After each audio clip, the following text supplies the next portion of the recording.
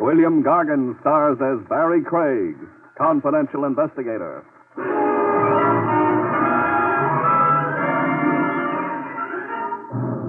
One kind of free lodging that leaves everyone cold, folks, is when it's yours, by courtesy of the city morgue.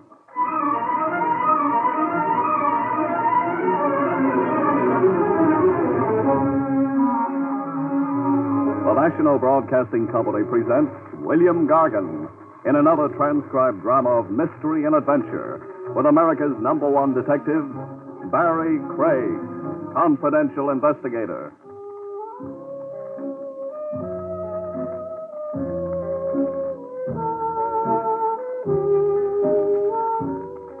Barrie Craig speaking. There's one little thing a confidential investigator has in common with a crooner or a tap dancer. Ballyhoo.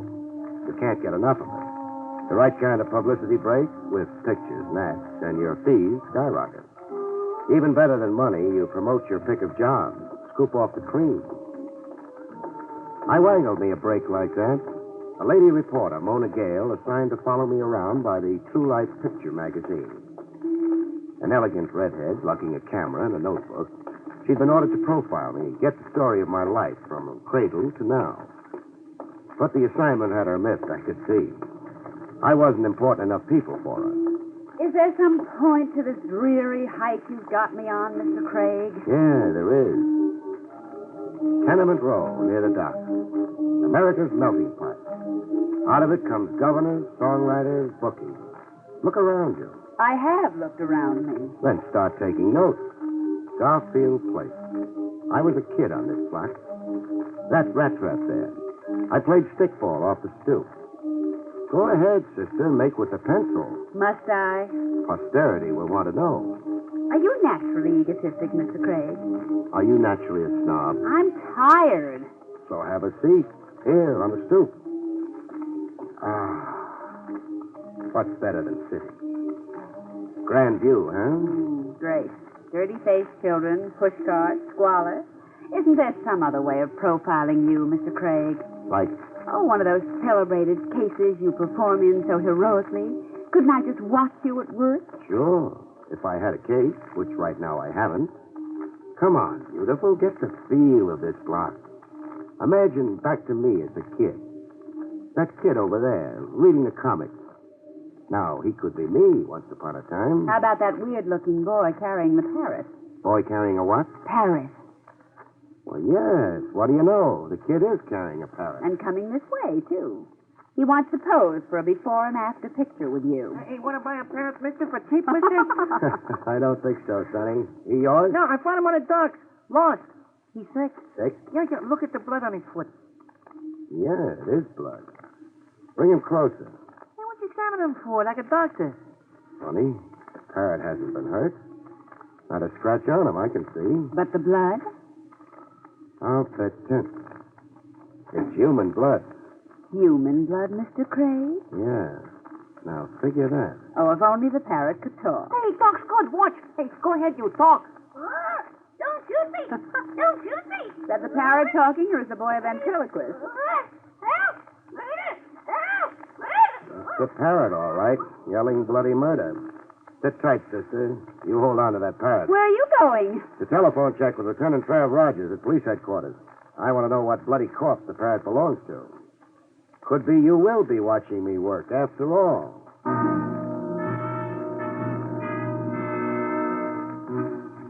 Mona got to watch me work. Over the phone, Lieutenant Trav Rogers set up a date for the parrot to be reunited with his master. The setting for the sentimental reunion was the city morgue. Roll him out, Ernie. The parrot belonged to him, Craig. Steady, Mona. Who was he, Trav? Vince Lorimer, according to an identification card in his wallet. He was found on the docks beside an empty bird cage. Shot to death by an unknown assailant. And? We traced him to a banana boat. He'd booked passage from Honduras to New York. Period? Period. On ship, Lorimer kept to himself, stayed in his cabin. A mystery figure, isn't that how a reporter would headline him, Miss Gale? That parrot you two chanced across was Lorimer's only known companion. Can I see the cage the parrot came in, Rogers? If you must meddle. I'm being immortalized by True Life magazine, so please don't louse it up.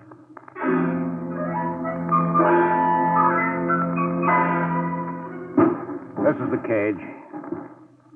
How do you figure the parrot escaped, Fred? Larimer was shot. He dropped the cage. This padlock broke off in the fall. The cage door flew open, et cetera, et cetera. And the parrot copped a walk, huh? No, Lieutenant, I don't think so. You don't? Not enough concussion for a padlock to snap off. Larimer could only be carrying the cage a couple of feet off the ground. So? Look at the twist in the wire here, where the padlock was originally secured. The wire is unusually twisted. The padlock didn't break off. It was broken off, deliberately. But why would a killer stop to do that, Craig? I'm puzzled like you're puzzled. Any other personal belongings found on the late Vince Larimer? Just this wristwatch, pocket knife, the silver ring. The silver wedding ring. The end? The dead end. A corpse, a parrot, a few meaningless trinkets. Where would you go from here, Mr. Holmes? Oh, you're sure working hard at lousing me up with Mona.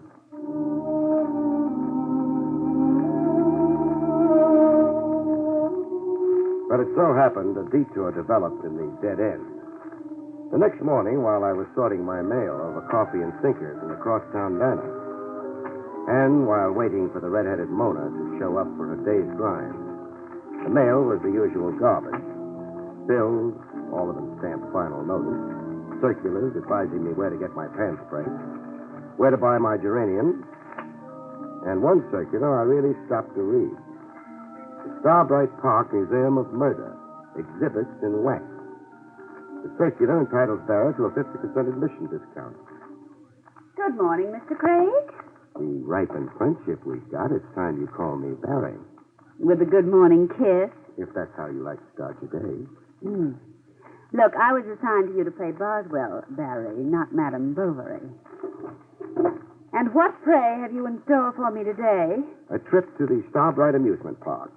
Amusement park? Read the circular. Bargain rate. So? Read where it says about the new wax exhibit. Oh, see, the brutal murder of Vince Larimer. So real it will startle you. Hey, Vince Larimer? Our corpse of yesterday. But how... How could a wax exhibit already be set up for the customers less than 24 hours after the murder happened? Yes, and circulars printed. Printed and in the mail. One of them in the mail to me. You think it was purposely? I'd be a dope not to think that. I'm not only being invited to get a look at Vince Larimer being shot, but also at who is shooting him. All this in wax. It's incredible. I'm in an incredible business, beautiful. In what other business can you get an educated redhead personally assigned to you?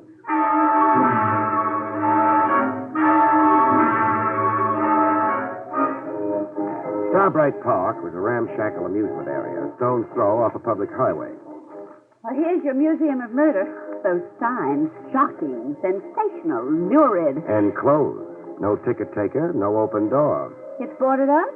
There's a bell here. This side door.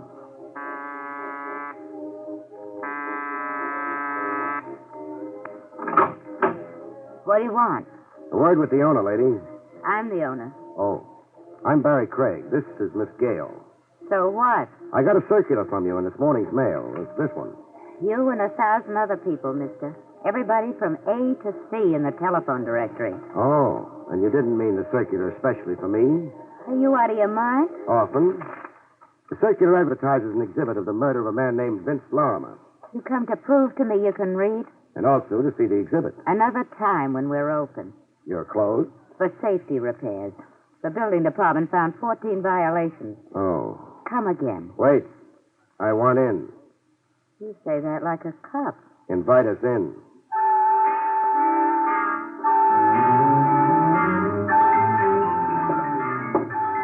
Having fun, Laura? It's gruesome. Snyder and Ruth Gray in the hot seat.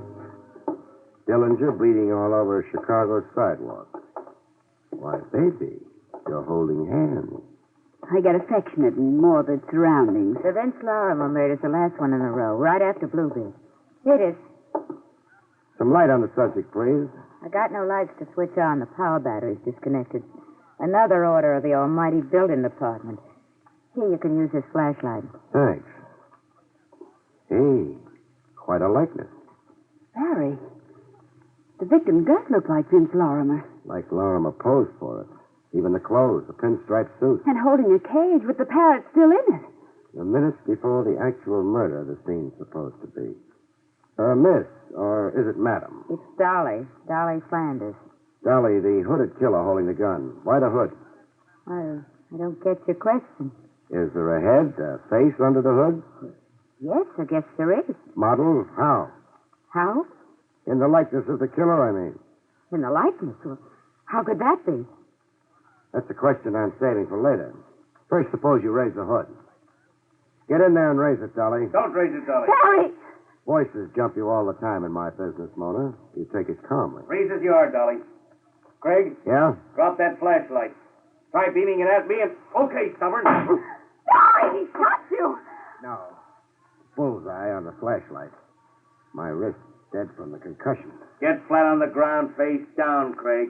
And your lady friend. Be smart, Craig. From where I am, you're a clay pigeon.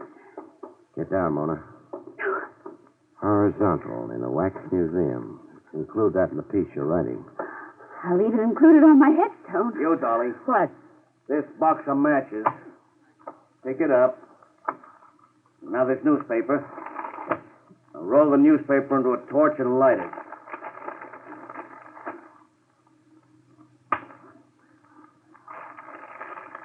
It's lit. What shall I do now? A wax figure holding the gun. Stick the torch under the hood and hold it there.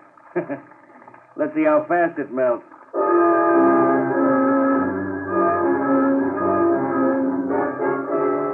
With the figure melted down, my gun-happy friend took one last precaution.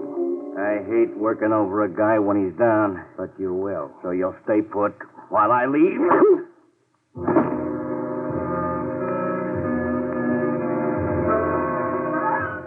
Bomb burst in my head set off a chain reaction. The last thing I heard before being blown to bits was Mona screaming.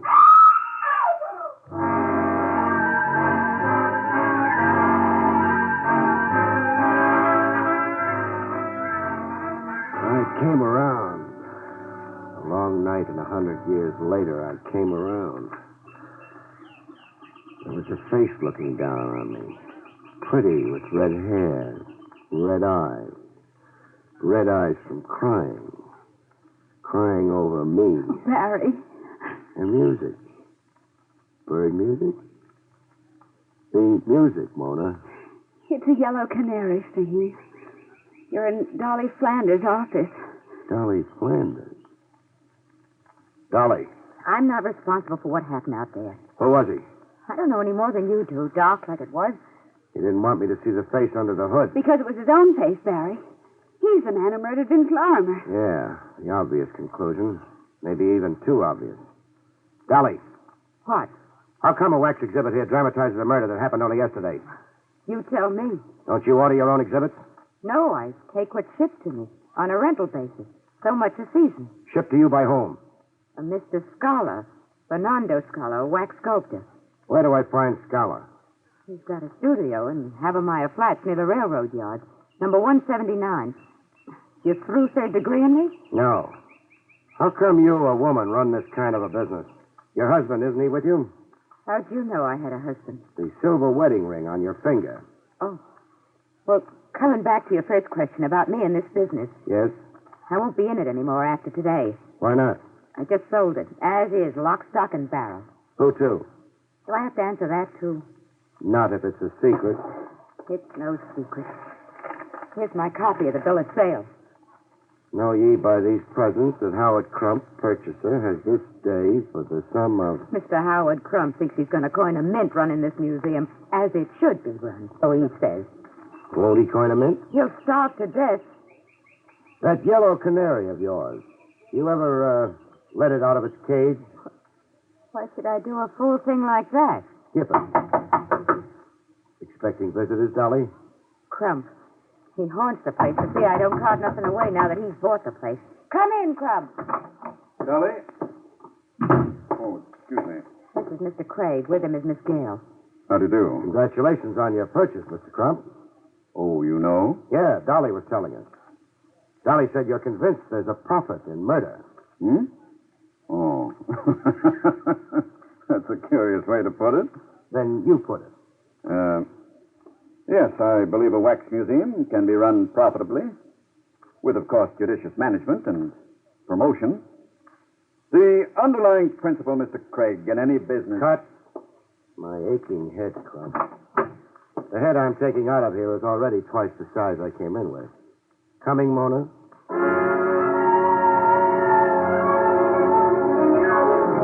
Outside the Wax Museum in a drugstore, while Mona calmed her fevered nerves with a double coke, I got the cracks in my skull glued and an iodine pomade where it lumped. After that, I telephoned police headquarters.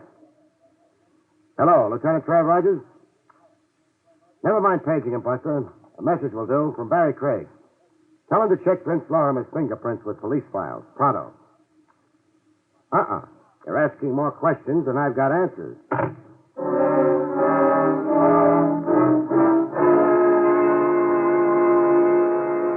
Like Dolly had said, the Havermeyer Flat studio of Fernando Scala, wax sculptor specializing in murder, overlooked the railroad yard. Right-sized guy, Scala, with the mouth of a mustache and the look of a fox. With those trains, how can you concentrate on your wax modeling, Scala? Even better with the trains, Mr. Craig. I am filled with a wild rhythm. Spare me the poetry. Then, for the lady? Spare her the poetry, too. All right. I say only what you want me to say. No wonder. Where do you keep your crystal ball? Crystal ball? You identified the man who murdered Vince Lorimer. I identified a murder? You are joking. You modeled the victim and you modeled the killer. Oh, but you are surely mistaken. Am I surely mistaken? I modeled the victim, yes, from the newspaper pictures. And from the imagination also. But the killer, him I did not model. You didn't, huh? Oh, just a head with no face. A head I cover up with a hood because I cannot know this face. Who telephoned you in advance of my coming, Scholar? Prime you on how to answer me. Telephone me? But I swear... Was it Dolly Flanders, maybe? Dolly Flanders, the owner of the museum? Dolly Flanders, the ex-owner of the museum. Oh, no, she did not telephone to me. Now, if this interview is over... I'm to scram and take Mona. My apologies for it, but I have so much work. You're a shrewd customer, Scholar. Thank you, Mr. Craig, for the great compliment. There are no, how you say, flies on you either. Oh, excuse me. He's told all he's going to, Mona, so let's go. Isn't there some way of compelling the truth? Yeah, a way that's a beaut. But I don't think you could stand watching it. Mr. Craig. What? This telephone call. It is for you. Nice job of acting mystified, Scholar, over a prearranged deal. Give me the phone. Hello? Craig? You know it's Craig. Guess who this is? The guy I've got a date with, that's for sure. If you live. I won't just shoot a flashlight out of your hand the next time. Through talking? About. I'm on your tail, Craig, every minute. I followed you to Dolly's and I followed you to Scala's. You better stop chasing around asking people questions, Craig. You better stop. Or else.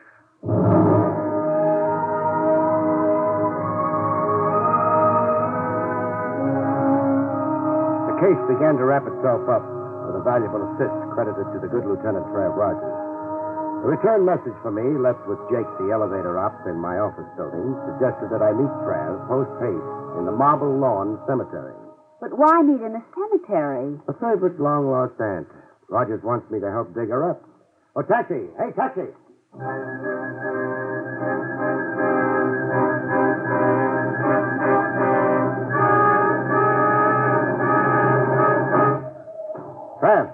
Trav, where are you? Craig, I'm over here, the first footpath. Greetings, Gould. What do you hear from the beyond? Read that tombstone in front of you. In memory of Sam Tracy, born 1910, died 1945. His loving wife, Dolly. Dolly.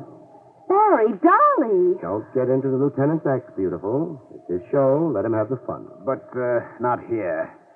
Somewhere over a hot cup of coffee.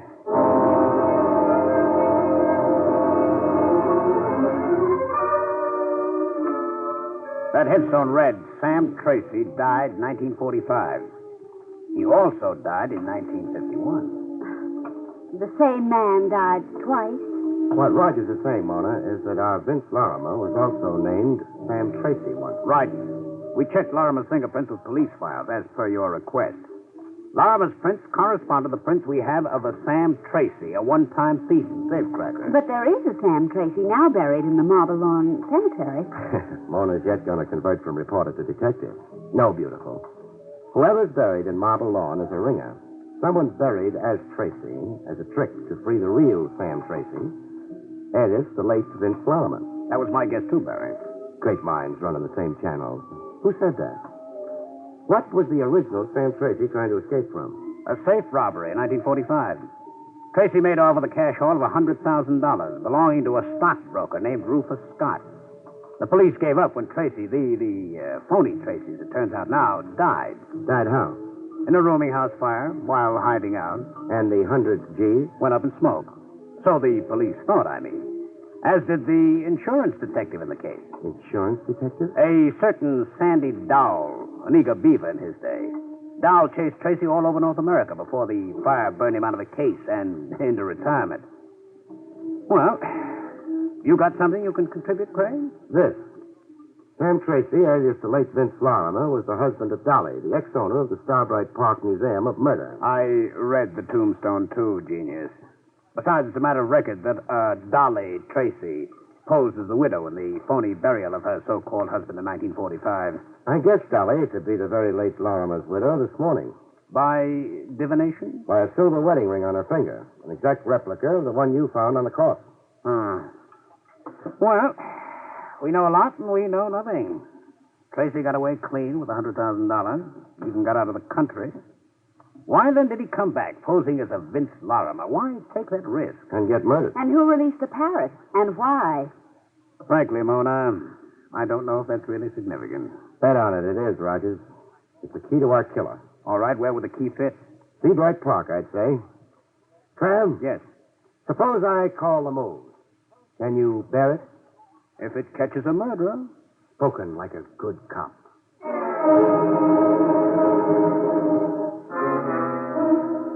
With Trav swallowing his pride enough to backstop me, I stormed the Museum of Murder. Yes? You. Close that door, Crump, quick. You, seem urgent. Urgent? There's a rifle-happy wild man tagging after me. Where's Dolly? Packed up and gone. I've taken possession. Uh-oh. That's my rifleman. Don't open that door. Where are you going? To your office to telephone for help. Now, look, Craig, I can't get involved in your affairs. Quick!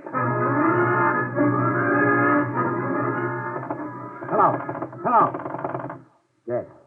Now the line went dead. Someone cut your wires, Crump. Craig, you can't stay here. I'm running a business, not a headquarters. You for want me Craig. dead?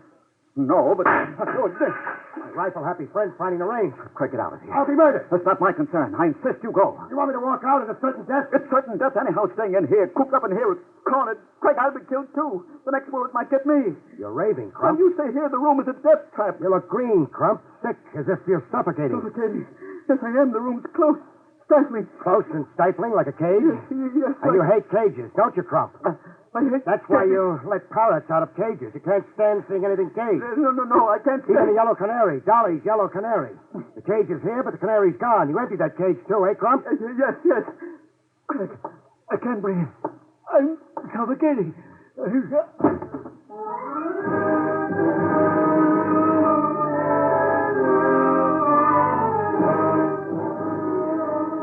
Trav and I swapped postmortems and Tony, while Mona took notes.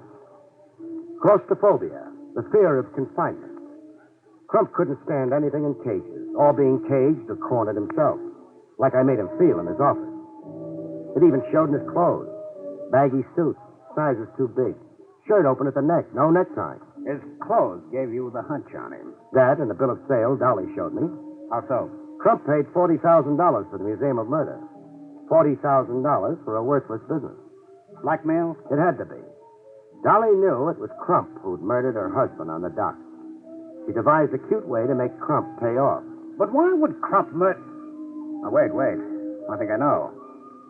Crump is really Rufus Scott, the stockbroker Sam Tracy robbed 6 years ago. Was hired to rob by arrangement.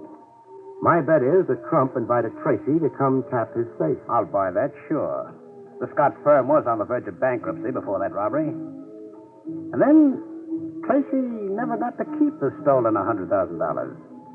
He was just a tool. The patsy, lucky to escape with his life. That's why he skipped the country. But, Craig, But who staged the rooming house fire and the burial of a bogus Sam Tracy? somebody who wanted to permanently shut off police interest in Sam Tracy and in the 100G. The men say you were supposed to be Rogers when you stalked me in the Museum of Murder and helped pull Crump apart at the scene. The beneficiary of the $100,000 was the thug who worked over you, eh? A thug who could only be one guy. Trav, your retired insurance dick. Sandy Dow. Sandy Dow. A guy I've got a date with before you have. Oh, now, Craig, don't be vindictive. Don't you be casual, Trav, about my head. Before you put the cuffs on Dowell, I'm handing him his cuffs, and that's for sure. And before you two stalwarts of the law really go at it in earnest, will you tell me if I've got it down correctly? Some other time, we're going to a huddle over your note. Just one footnote to murder. Dolly ordered that wax exhibit from Scholar and invited me to come see it. It was her way of forcing Crump to come across by her museum. The end? Almost. All it needs now is the clinch. The clinch, Barry? Yeah, to keep your storyline straight. Page 1, boy meets girl. End page, boy gets girl. Oh. Trav. What? Vamoose, huh? But, All of a sudden, Mona's got that certain primitive look in her educated eye. Oh. Excuse me for being dense. Yeah, scram, Lieutenant. Please do not louse Craig up with the press. Good night, folks. See you next week.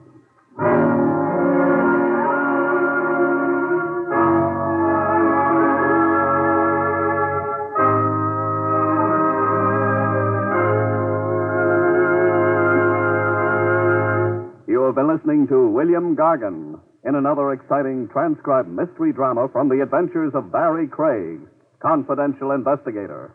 Tonight's story, Murder in Wax, was written by John Robert.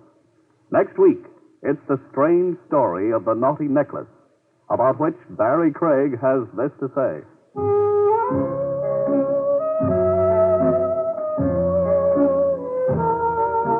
Next week, I'll tell you how I was hired to buy a string of pearls, which was almost woven into a noose to hang me with. See you next week, folks.